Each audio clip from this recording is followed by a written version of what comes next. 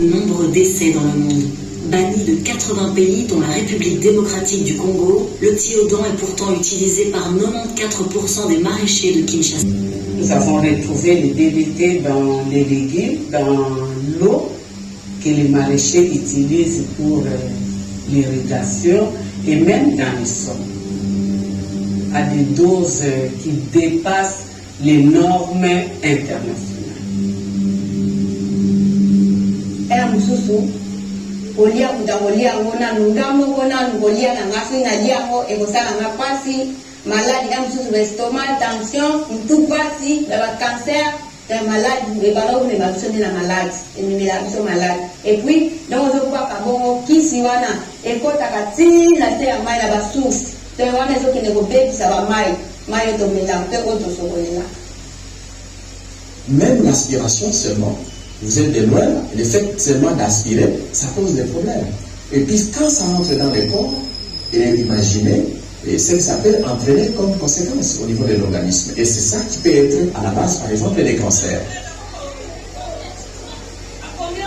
Si vous utilisez le thiodan, c'est plus de 500 ans que ça reste au sol, hein, ça se détériore. La sensibilisation sur les alternatives durables aux pesticides interdits dans l'agriculture. Dans le cadre de lutter contre la pauvreté en milieu rural, Imoudi vient de lancer officiellement la caravane de films alimentaires au Congo central. À Matadi, c'est lundi 4 mars 2024 dans le bâtiment administratif du ministère provincial de l'Agriculture. Une nouvelle initiative en RDC. La caravane du film alimentaire s'élance dans une série de projections itinérantes pour sensibiliser sur les effets des pesticides interdits dans l'agriculture au Congo central. Ces projets visent à promouvoir des pratiques agroécologiques durables. La cérémonie s'est tenue en présence des représentants du ministère provincial de l'Agriculture, les membres des autres structures et paysans. La caravane des films alimentaires organisera 12 projections dans 5 sites différents, notamment Kimpese, Matadi, Kinzamvwete, Boma et Lukula. Ces événements visent à encourager un changement positif vers les pratiques agricoles plus respectueuses de l'environnement. Signalons que ces projets visent à sensibiliser les décideurs politiques locaux sur les dangers pesticides interdits à l'étranger. Mais là, pendant le temps que les gens sont en train d'entrer dans la salle, projette ça va aller plus loin. Et nous, les paysans, vulgarisons ça dans la pratique. Faisons même nous-mêmes, c'est le mois de la femme. Et vous, les femmes qui êtes là, les paysans, prenons ça comme action. Et maman, je vous félicite, je vous remercie pour les mamans qui êtes là. Vous venez d'être ici, et certain que les mamans, vous allez porter cette... Ok, pour moi, ma espérance, c'est moi, que femme paysanne, que maman qui est là, na bois ya kula. Que na promotrice association va que la association pour la promotion de la femme na kati na bois ya kula. Ya kuzaka buta fopako apofel kuzaka buta fopako et buku yayi ne kuma présidente nationale na niveau ya RDC na CONAPAC, Confédération nationale des producteurs agricoles du Congo, CONAPAC ainsi. Alors maman,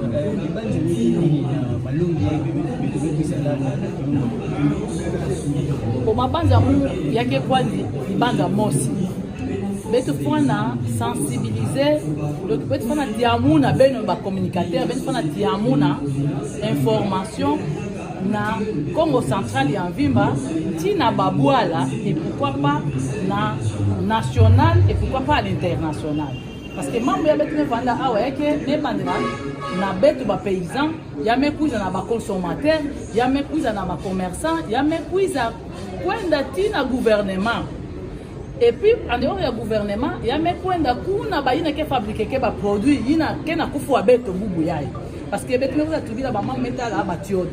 pesticides dangereux à l'environnement. Il y a grâce au monde partenaire à Beto, il y a Belgique. Kena kusalisa beto samna kusala identification ya ba problème yina beto sentir que ba maladie na kati na bantoto beto situ na Mbanzangungu na Kinshasa na ba jardin ba maladie mingi kena kubimela na batu na bikunusu ya beto et puis ntoto kena kupesa dia kave façon ya kena kupesina kalo beto kuzaka sala ba étude na ba professeur ya université ba kuzaka monake ya que les vrais sérieux problèmes. Maintenant, au monde, mais vous avez un animé monisa ya un petit film, il y a 12 minutes simplement. Ça m'a communiqué ça le danger qui guette aux communautés congolaises. Ce n'est pas seulement aux paysans congolais, mais à la communauté congolaise. Parce que banki si na beto kena ku utiliser kena bilanga ya beto mos kena ku utiliser ya moyen beto za ba beto yake dangereux ikelevé benena ka yusa ba mama ke kwa nini kisi beni ke sadaka na ba jardin o ba tioda tandis que ba mos na putu ina sadaka tioda ngo ba me kuma ku kangila ya bato yake mona na ka vena bwana ba ngeme katala na film me ngefuna mona ba conteneur ba me kuza déverser ya na Afrique surtout na beto ke na ba port international na matali na boma kwako yame kotina betu baka daka na lufu maintenant yame kuma ba port ke na kokotisa bankisi ina ba melema kana bwala ya putu maintenant betu ke na souci ya kuzabisa ba paysan nyon surtout betu veiller na kusuba bankisi ina ngefana sumba sam na ku traiter traitement ya ngefana zaba ya utete ngefana yufusa ba technicien ba inspecteur ba agriculture parce que technicien agriculture bazabisa beto bati environnement bafana zabisa beto c'est parce que beto meka contenir modèle ya ben kusa beto na maladie et beto na ka sala pe identification ya ba savoir faire à beto parce que ba kaka beto vanda na ba savoir abao donc beto fana vanda net na moya de la femme j'invite toutes les femmes ma keto nyo surtout que sala kana ba jardin na babilanga ina ke sala kana ba engrais na ba pesticide beto sala ba étude betu sala ba analyse betu sala yina betu na kasala samuti betu zaba iki ba produit betu fana utiliser na bilanga ya beto samuti ya kufuadia ka betu musi ve ngena kukasa ngeme sala samna ngeba kambo jokande na modèle ngena kwa rose ngena kufuadia ka ba pumo yange ngekena kufa na bana yange ngekena kusosa daka maladi ke kuza sala ke mwambongo yina ngena kubaka ngekena kuluzaka na ngena hôpital samna ya obetena kubokila le gouvernement congolais de nous soutenir, de veiller sur les importations de produits non homologués. Il y a des pesticides, il y a des beto.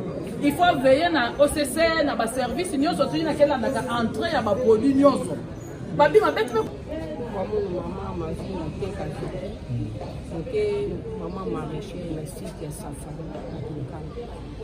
Qui m'a mis en guédi comme moi au para, il y a mes sépilisa au para, fa beto vana zaba vu.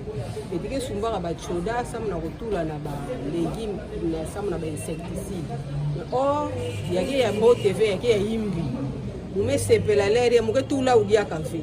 Mais souci à moulere beto zaba, ni beto lenda tout là kana ba place ba bima yini. Okola mekuwa ke beto tout là ka ba putulu, na ba produit ka ba keso ba na kusala na kimpese, ta beto tona na ba légumes, ça m'a ba insecte ke déranger ke beto na ba période na ba yekudia ka ba bima ya famille ya ngidi ka muna émission yayi produit chimique na ba keteka na ba maison ba zalange ba choda muke sumba udia ka ve beto bana zaba veke yake ya yimbi o ba ke considérer ke ya dia ka ve mais beto beto na ko continuer ko sumba yao alors mon souci mukele OCC dia ani peki sabi mana ya kota dia vena marché mais pour le moment nous mais vous allons dans na formation mais beto nous devons mettre dans formation beto na continuer ko sumba o kaka chaque jour kuna l'air ba ke déranger ke ba bien beto na ba insecte beto na ko sumba kaka ba produit na beto na ko tula na ba légumes OCC ba bi maina ya kota dia na marché fe ya zimba na marché sam beto na beto zimba kana ko sumba ya merci sam na kupesa munu ndinga munu ya imekusa kuwa yao mekuza kuwa yao awa yemepesa mpinza mayele parce que bunu babilongo ngo yao betike sadilaka pe avant mukuza awa meka tuka kusadila ya ukuna et puis bilongo ngo or que ça le savoir yena ku détruire na munu mosi yena ku détruire na bana yena ku détruire na baile daka kena kusomba yao alors mumuzola d'état beto andi tindila beto yina beto foneta ka sadilaka samu ya sunga peuple congolais po ya bitelo kusadila yena kufa beto sans le savoir betiki na tatu lera ba monisi la beto yina bitu banda kusadila samo ya vanda bien ya tunga banzuta beto mina na bapanya ngika bebikana bapanya muna bebikana yina lana malu en tout cas mukena kwenda kukumisila ba uyayi et puis RTNC radio ya beto ya nkango ya continuer kupesaka balonge na ntango nyonso sabu bayina zaba ve po beti na kufa sans le savoir ba udiaka bakuwa baba akusa. Alors c'est un produit interdit au niveau international. Mais nous le constatons au niveau de la base, ça continue à être utilisé. Mais pourquoi? Ces pesticides interdits sont vendus à des prix défiant toute concurrence. 80 centimes pour 2 flacons de l'insecticide Thiodan. Les maraîchers utilisent massivement ces pesticides pour avoir des légumes sans tache et donc plus vendables.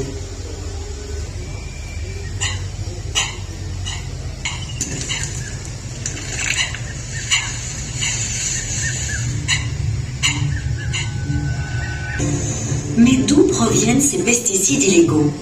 Majoritairement de la Chine et d'Inde. L'ONG Public Eye, en 2018, 7500 tonnes de pesticides interdits à l'usage en Europe ont été exportés en Afrique en toute impunité. Lorsque les produits viennent soit de l'Union européenne, soit de l'Asie, soit de l'Amérique, il y a un service qui contrôle. C'est l'Office congolais de contrôle. Mais le contrôle se limite à l'entrée. Ce qui veut dire que dès que le produit est sur le marché intérieur, il n'y a plus de contrôle. C'est-à-dire les distributeurs, tout comme les revendeurs, peuvent procéder à n'importe quelle formulation ou à n'importe quel mélange. Cela relève d'un marché noir, je peux dire ça. Donc, et c'est de manière frauduleuse que l'endocéphale entre, mais vous y retrouvez effectivement dans des petites bouteilles qui sont conditionnées et puis en même temps sans étiquette. Il n'y a pas d'étiquette. Et les paysans qui parfois n'ont pas d'informations sur les dangers que présente l'endocéphale, donc les Thiodan, et utilisent ça comme les autres pesticides, et cela représente un risque ou un danger permanent pour la santé de la population et même surtout aussi pour l'environnement. Nous devons dénoncer. Si nous nous taisons, ça veut dire nous-mêmes qui consommons la production venue des champs, nous nous tuons nous-mêmes.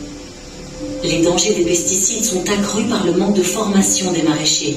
D'après une enquête terrain réalisée par l'ONG SOS Fin sur un échantillon de 128 maraîchers de Kinshasa, 25% d'entre eux ne savent même pas nommer les produits qu'ils utilisent. Après avoir utilisé des engrais chimiques et surtout des pesticides, il y a un délai bien précis qu'il faut le prendre en compte avant la récolte pour la commercialisation de ces produits. Comme les gens ont tout de suite besoin d'argent, ils ne respectent pas ces délais. Pour plus de 50% des producteurs, la récolte se fait 7 jours après l'épandage du produit. Et ça représente finalement un danger, pas seulement pour les consommateurs, mais également pour les producteurs eux-mêmes, parce qu'ils consomment les mêmes légumes. L'usage excessif des pesticides a aussi d'irréversibles conséquences sur la production maraîchère. Insectes de plus en plus très résistants après comme il fait pas. Donc il va donc insectes va périr. Puis ce qu'on fait de mon amour, la maladie est comme il est là de zombies la vraiment est même du côté production a pu se faire éliminer déjà. Nous récoltons tout ce que nous avons récolté dans la terre de la qui n'a pas créé organique.